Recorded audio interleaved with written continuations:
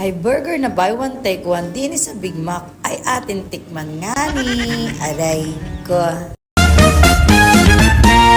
Hello mga kamosang! Ngayong hapon nga, napag-isipan namin ng ating kumarin Shirley na magmerienda at aring ang Big Mac Burger ang aming nasumpungan.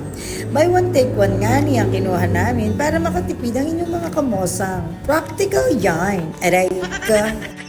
At habang niluluto gani ay nagkaroon ako ng pagkakataon na tanongin si ate na kamusta ang bentahan nila nitong mga nagdaang buwan. Minsan mahina, minsan malakas, yun ang sabi niya. Sa tuong buhay ay normal lang na sagot yun mga kamosang.